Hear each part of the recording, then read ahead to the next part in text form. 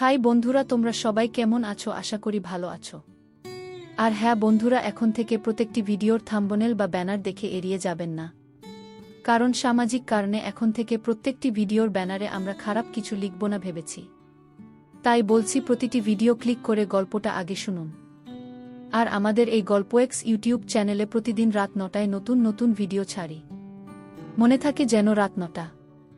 আর একটা কথা শুনে রাখো, তোমরা যেখানেই থাকো না কেন, রাত 9টা বাজলেই কানে হেডফোন লাগিয়ে শুনতে থাকো, কারণ এই চ্যানেলে সব ভিডিও ইয়াং ব্যান্ডদের ভালো লাগার মতো ভিডিও দিয়ে থাকি। তাই দেরি না করে চ্যানেলটি এখনই সাবস্ক্রাইব করে পাশে থাকা বেল আইকনটি অন করে নাও।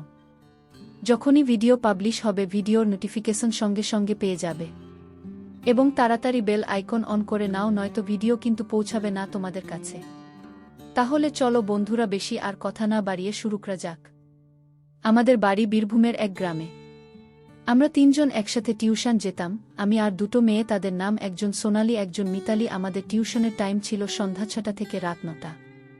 বান্ধবী খুব সুন্দরী ছিল, তবে তখন এত মোবাইল ছিল না। আমি হাট থেকে চটি বই কিনে আনতাম, ওদেরকেও পড়তে দিতাম। তখন আমাদের মাটির ঘর ছিল, উপরে চিলেকোঠা, ওদেরও তাই। রাত্রে টিউশন থেকে আসার সময় আমার কাছে বই নিত, রাত্রে পড়ত। টিউশনিতে আমি যেখানে বসতাম তার উল্টো দিকে ওরা বসত। ওরা ফ্রক টুকার্ট এসব পরে আসতো। বেশিরভাগ দিন ওদের দেখে আমি কেমন যেন হয়ে যেতাম। মিতালি চিলে কোঠার উপরে একা ঘুমোত। ওদের চিলেকোঠায় ছিল 3 দিকে জানালা। তো আমার ইচ্ছে হলো ও বই পড়তে পড়তে কি করে দেখার। আমি রাত্রে টিউশন থেকে এসে খেয়ে বেরিয়ে গেলাম। ওদের বাড়ি দিকে একটা জানলা দিয়ে পুরো চিলেকোঠা দেখা যায়। ওদের পাশের গোয়াল ঘরে একটা সিডি ছিল, আমি সেই সিডিটা নিয়ে জানালার কাছে গেলাম। তখন রাত 10টা, গ্রামের দিকে সবাই ঘুমিয়ে পড়ে। আমি সিডি দিয়ে উপরে উঠে জানালা দিয়ে দেখতে লাগলাম। যা দেখলাম তাতে আমার শরীর আরও খারাপ হয়ে গেল।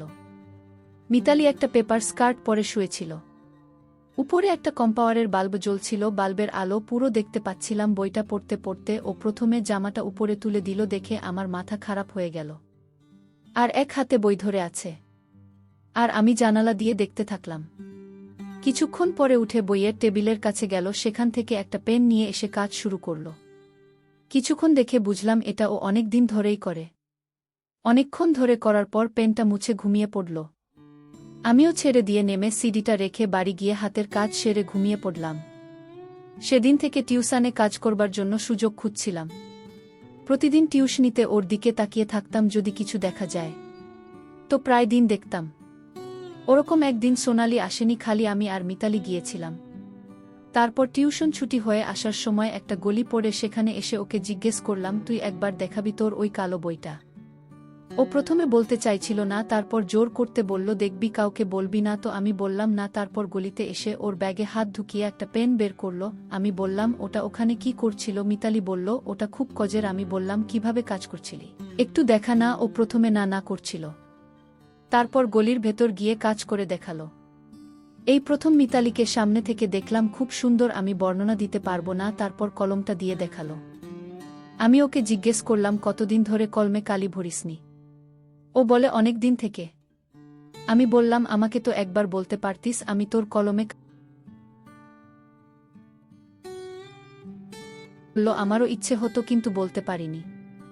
আমি বললাম, তবে আজ থেকে আর কলম ভরা দরকার নেই, আমি আছি, যখন দরকার হবে ডেকে নিবি, আমি কালির ভরার কাজটা করে দেব। মিতালি বলল, ঠিক আছে।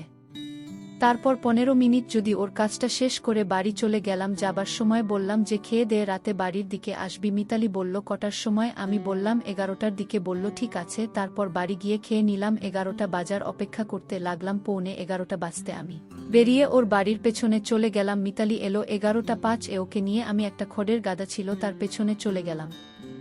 মিতালিকে দেখে চাঁদের আলো ওকে পরীর মতো লাগছিল।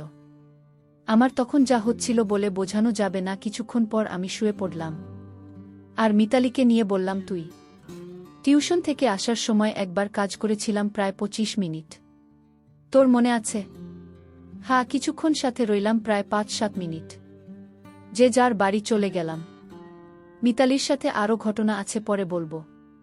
বন্ধুরা, ভিডিওটি ভালো লাগলে লাইক, কমেন্ট, শেয়ার করে চ্যানেলটি সাবস্ক্রাইব করে পাশে থেকো।